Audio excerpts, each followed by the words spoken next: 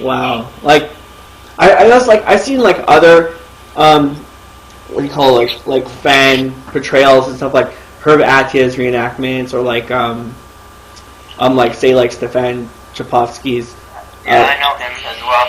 rendition.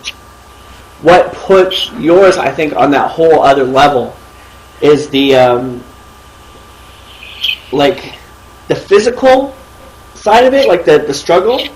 Like, you clearly have had to endure, like, in the filming process. It looks really, like, it came really across on screen that it was hard. Like, even, like, that hole, for example, like, when you're getting pushed into the hole, that looked like that hurt. Yeah. You know? Yeah.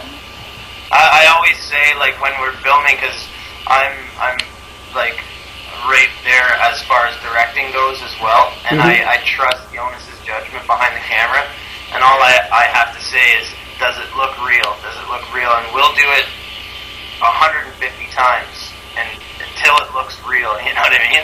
Yeah, well, that's the thing is, like, when you're watching it, you can't help but notice that it's real. Like, especially, like, the mountain climbing shot, or, like, when you're being held upside down, or when you're on the bamboo pole, you know, like, you're hanging off the bamboo pole. Yeah, that was actually the worst. Yeah. The bamboo pole was the worst, because that one, like, I don't know, there was no way to fake it to make it look real, so it really hurt, man. Like, I had bruises on my wrists and ankles after that one. Yeah, that must have been crazy on the wrists. Yeah. Man. Hold on, I'm just going over the checklist here.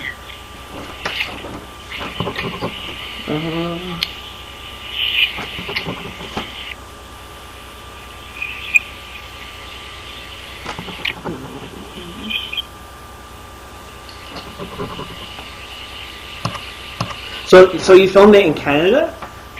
Yeah, we filmed it, like, actually, the beginning of it with my dad there. That's, again, on one of my friend's farms.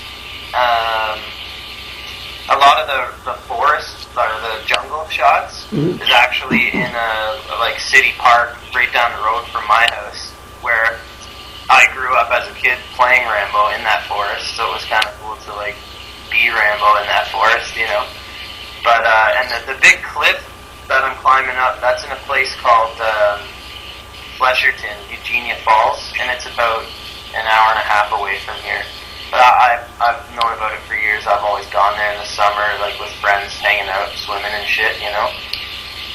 And I've been up and down that cliff many, many times, and when we started talking about the whole visual aspect of this trailer, it was like, I know exactly where we can go to, like, fit this, you know.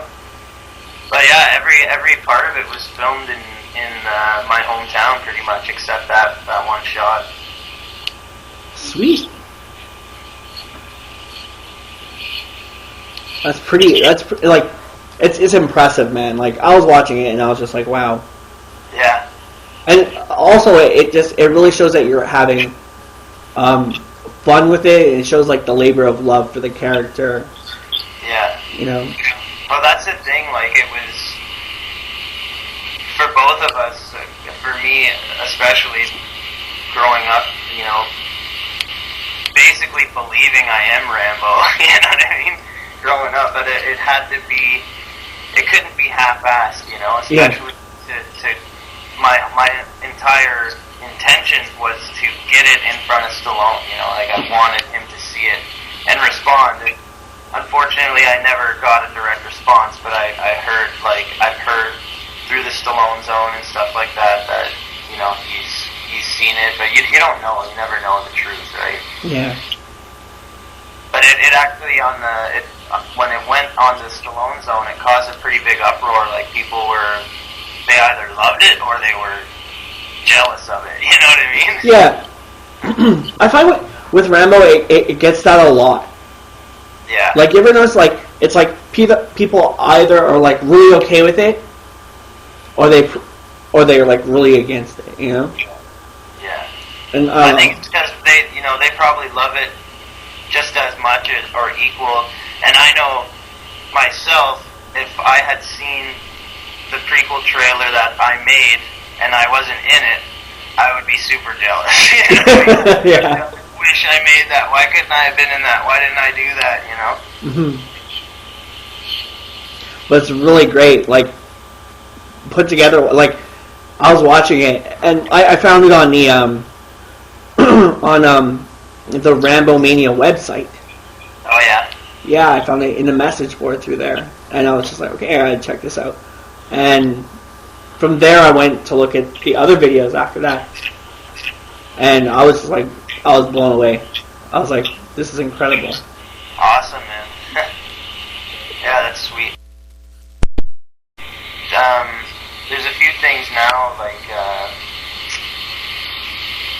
on Facebook. There's a page. It's like Rambo lookalikes or something like that. Oh yeah. Group, and I posted the trailer on there last night actually, and got like a pretty big response, like in a day. I guess like more people seeing it, you know. For He Died, it's like it's one of our biggest hidden views or videos. It's got the most views. It's like over 10 grand or something like that. Wow. That's it. If you build it, they will come. Hang on a sec, dude. Yeah. I'll be right back, bro. Yeah. Skype off my iPod right now. Oh yeah. You can hear me all right and everything? Yeah. Right on.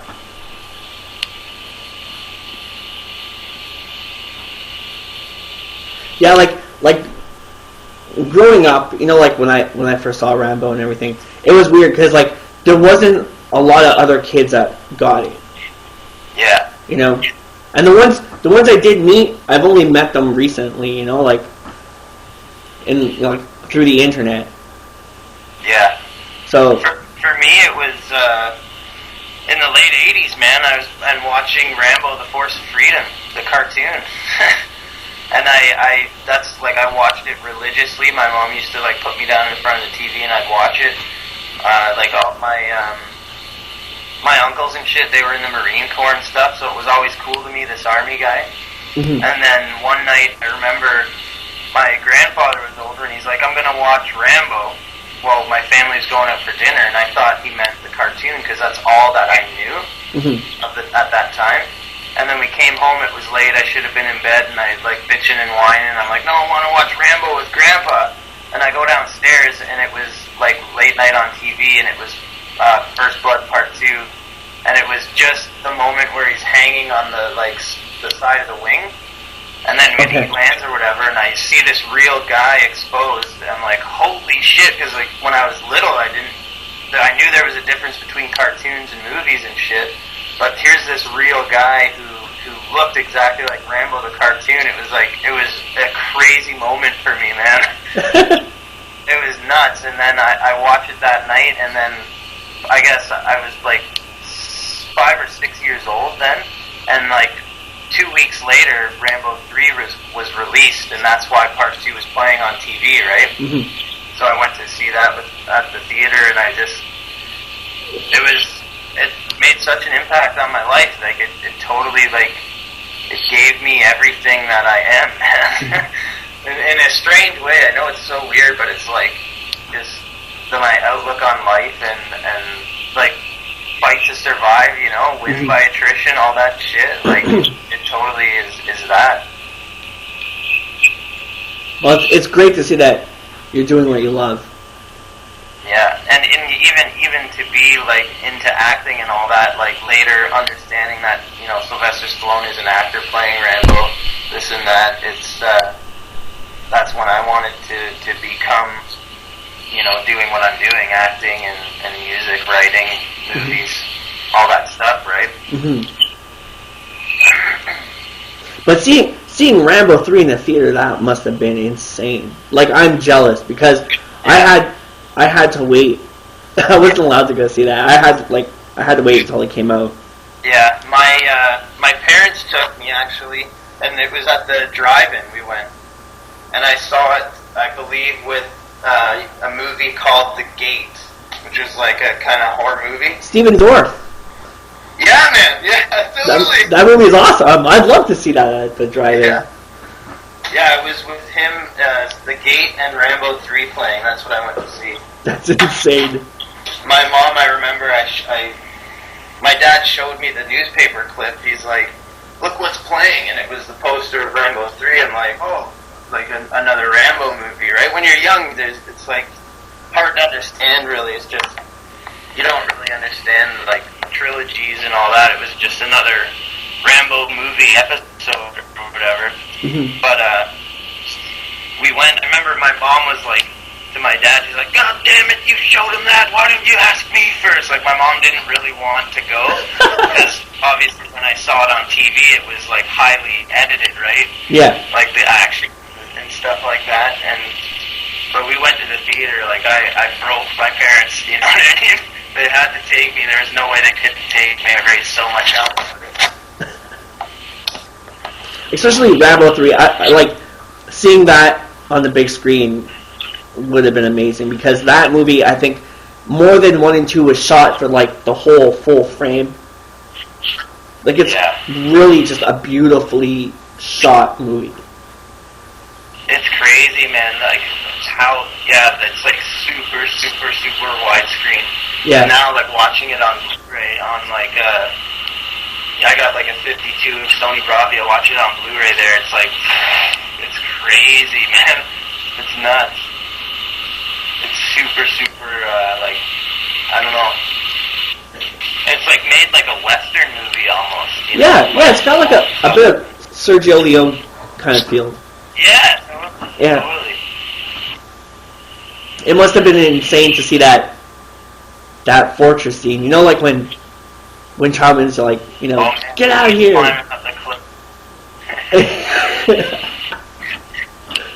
But I can imagine just, like, the bass and, like, the Goldsmith score kicking in, and, like,